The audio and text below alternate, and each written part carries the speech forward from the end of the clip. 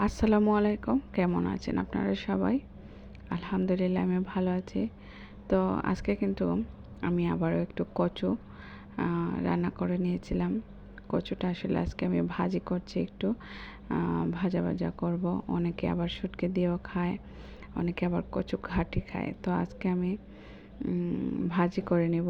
তো এখানে কিন্তু পেঁয়াজ কাঁচামরিচ দিয়েছি, আর সাথে আমি অল্প পরিমাণ একটু আদা বাটা আর রসুন বাটা দিয়েছি ফ্লেভারের জন্য।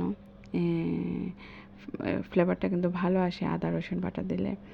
তো আমি কিন্তু পেঁয়াজটা এখানে ভালোভাবে নেড়েচেড়ে ভেজে নেব।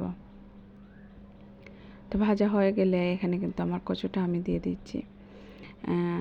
আমার হাজব্যান্ড যখন বেশি করে কচু নিয়ে আসে, আমি কিন্তু সিদ্ধ করে ডিপ ফ্রিজ করে রাখি, কারণ একসাথে এত কচু খাওয়া যায় না। অল্প অল্প করে তারপরে আমি কিন্তু কয়েকদিন পর পর খাই। তো এইভাবে কিন্তু আপনারাও কচুটা কিন্তু ডিপ ফ্রিজ করে রাখতে পারেন, কচুটা ভালোই থাকে।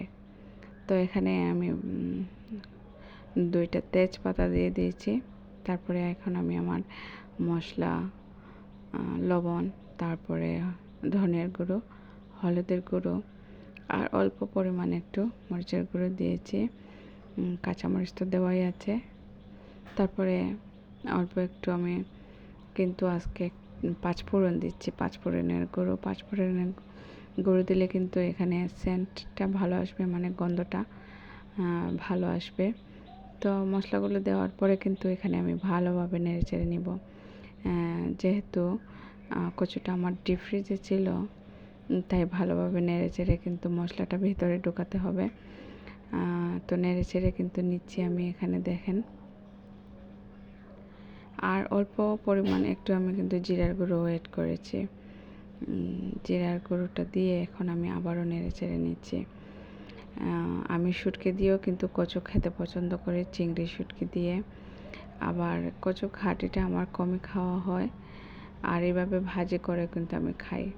কচুটা কিন্তু অনেক পুষ্টিকর একটা খাবার।